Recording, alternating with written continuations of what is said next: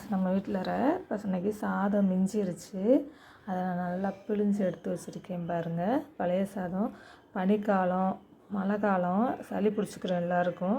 அதுக்காக அப்படியே சாப்பிடாம பிழிஞ்சு எடுத்து வச்சுருக்கேன்.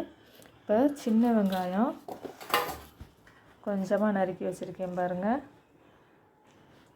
வரமிளகாய்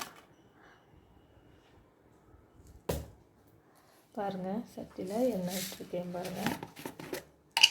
இப்போது கொஞ்சம் கடுகு பாருங்கள், கொஞ்சம் கடுகு, உளுந்தம்பருப்பு, கருவேப்பிலை எல்லாம் போட்டு தாளித்து கொடுத்தோம்னா எல்லாருமே நல்லா சாப்பிடுவாங்க ஃப்ரெண்ட்ஸ்.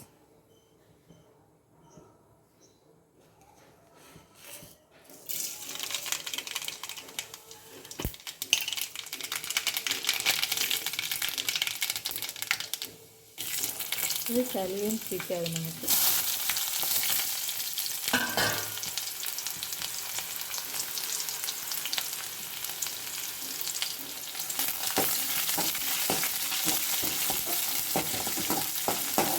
நல்லா வதக்கிட்டு சாப்பாடை போட்டு இதிலே நம்ம தயிர் வேணாலும் ஊற்றி கிளறிக்கலாம். தயிர் சோறு வேணும்னா இந்த சாப்பாட்டே நம்ம உப்பும் போட்டு வச்சுருக்கிறதுனால நம்ம தனியாலாம் உப்பு போட வேண்டிய அவசியமே இல்லை ஃப்ரெண்ட்ஸ். பழைய சாதம் இப்படி செஞ்சு சாப்பிடுங்க, சளி பிடிக்காது. இதை நல்லா கிளறி சாப்பிட்றதுக்கு நல்லா தயிர் இல்லாத நேரத்தில் இந்த மாதிரி நம்ம கிளறி சாப்பிட்லாம். ஊறுகாய் தொட்டு, வத்தல், உருளைக்கிழங்கு, என்ன பொரியல் வேணாலும் வச்சு நம்ம சாப்பிட்லாம். செம்ம டேஸ்ட்டாக இருக்கும் ஃப்ரெண்ட்ஸ். நமக்கு சளி பிடிக்குன்ற பயமும் இருக்காது. பழைய சாதத்தை நீங்களும் இதே மாதிரி செஞ்சு சாப்பிட்டு பாருங்கள் ஃப்ரெண்ட்ஸ். நம்மளோட சேனல் மதுரை பாண்டிச்செல்வி சேனலை லைக் பண்ணுங்கள், ஷேர் பண்ணுங்கள், சப்ஸ்கிரைப் பண்ணுங்கள். தேங்க்யூ.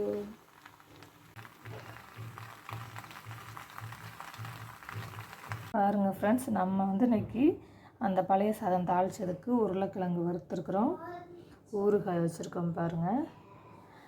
இதுதான் இன்றைக்கி காலையில் நம்ம வீட்டில் சாப்பாடு ஃப்ரெண்ட்ஸ். Okay friends, thank you. நம்மளோட சேனலை லைக் பண்ணுங்க, ஷேர் பண்ணுங்கள். Thank you friends.